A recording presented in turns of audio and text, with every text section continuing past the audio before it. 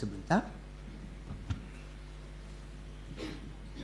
Ibu-ibu, bapak-bapak, saudari-saudara, tema yang akan kita renungkan pada pagi hari ini adalah Kristus hadir dan pesta meriah. Pesta berlangsung terus dengan penuh kegirangan, penuh sukacita dan kegembiraan. Mari coba kita lihat bagaimana itu bisa terjadi. Pertama, kita kembali kepada cerita Injil yang berbicara tentang satu pesta.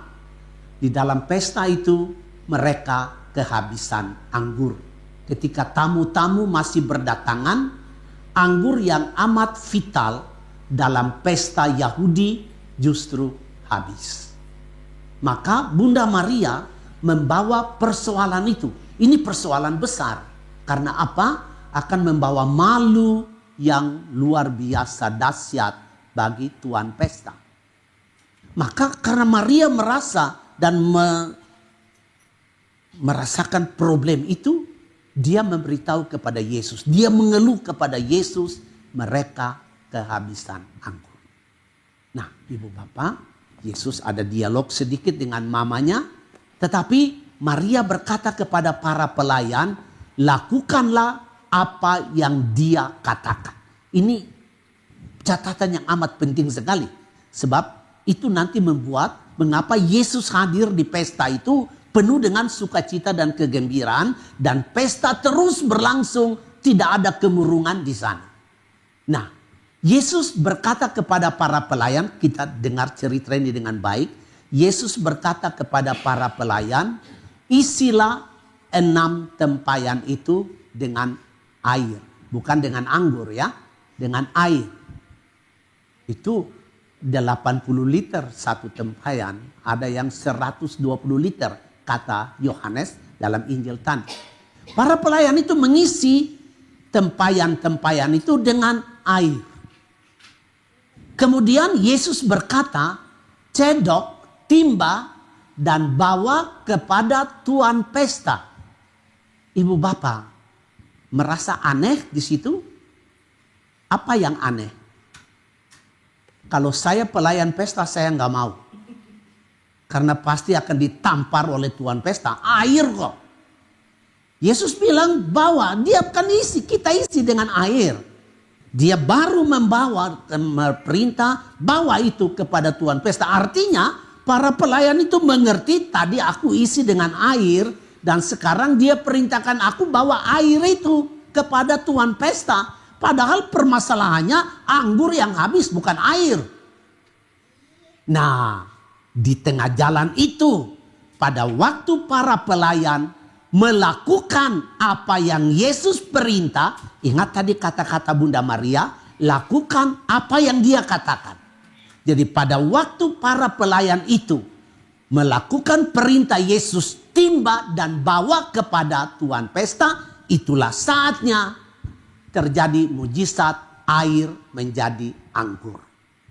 Coba kita bayangkan, seandainya pelayan itu menolak, enggak mau, aku enggak mau, nanti ditampar oleh tuan pesta. Soalnya ini air.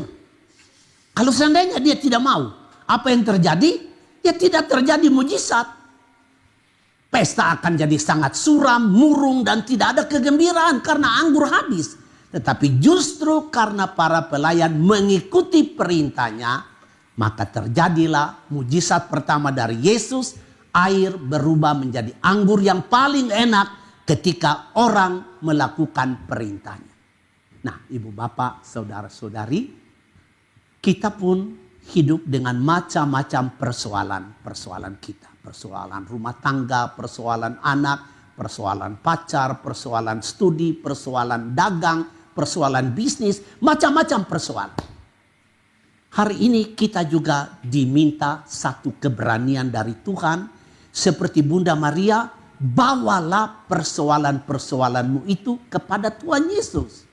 Tadi, Yesus mereka kekurangan anggur.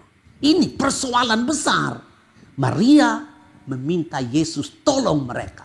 Sama, kalau kita berada di dalam masalah, entah masalah itu besar, entah masalah itu kecil, mari dengan keberanian iman kita bawa kepada Tuhan Yesus. Ini yang pertama. Dia akan dengan senang hati menolong kita. Yang kedua, dia akan meminta kita sesuatu. Ketika kita bawa persoalan kepadanya, dia akan mengatakan kepada kita, saya akan tolong, tetapi saya minta ini. Dan permintaan Tuhan kepada kita itu kadang-kadang aneh. Seperti tadi dia memerintahkan para pelayan, cedok air itu dan bawa kepada pelayan pesta. Ini aneh. Bukan dia bilang, cedok anggur itu, aku sudah bikin menjadi anggur. Bawa anggur itu ke tuan pesta. Tidak, cedok air itu dan bawa. Aneh. Nah, mari kita lihat keanehan dalam kehidupan hari-hari kita. Umpamanya, kita berada di dalam kesulitan keuangan yang besar sekali. Tetapi di komunitas kita atau di paroki kita ada pengumuman yatim piatu di mana, taruhlah di Depok umpamanya, lagi sedang susah dengan makanan. Ada ratusan anak di sana lagi sedang kelaparan karena tidak ada persediaan makanan di paroki kita. Dan saya ada pada misa pada hari itu. Nah, ibu bapak, saya punya persoalan, sulit uang. Tetapi ada pengumuman itu. Nah, ini permintaan dari Tuhan Yesus. Ketika saya bawa Tuhan, aku lagi sulit dengan keuangan. Dia memerintahkan kamu, walaupun kamu sulit dengan keuangan, beri sedikit kepada anak yatim piatu di Depok itu. Nah, ini permintaan yang aneh. Saya sulit uang kok. Dia minta saya untuk berbagi. Ini kita mesti buat. Kalau kita tidak buat, tidak terjadi mujizat dalam kehidupan kita. Contoh yang kedua, tetangga saya melemparkan satu kata-kata gosip yang sangat membuat hatiku tersinggung. Mestinya saya harus membalas dia. Dengan kata-kata lain, saya menunggu kesempatan nanti ya, kita ketemu di mana, aku juga akan balas kamu. Tetapi kita tersinggung itu kita bawa kepada Tuhan. Nah, dia minta kepada kita apa? Bukan balas dia, tetapi dia minta ampuni dia. Aneh kan? Seperti dia bilang kalau orang tampar pipi kiri, beri juga pipi kanan. Ini aneh sekali. Tetapi kita mesti melakukan itu. Coba kita perhatikan. Kalau kita tetap mempertahankan ketersinggungan kita, maka tidak ada damai. Walaupun kita hidup bertetangga, tidak ada damai, tidak ada sukacita. Karena saya mempertahankan ketersinggungan itu. Justru pada waktu kita mengampuni dia, terjadi lagi persahabatan yang baik.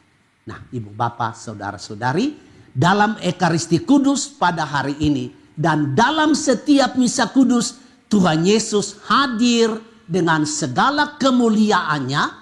Dalam bacaan pertama tadi kita dengarkan itu, Allah hadir dengan segala kemuliaannya.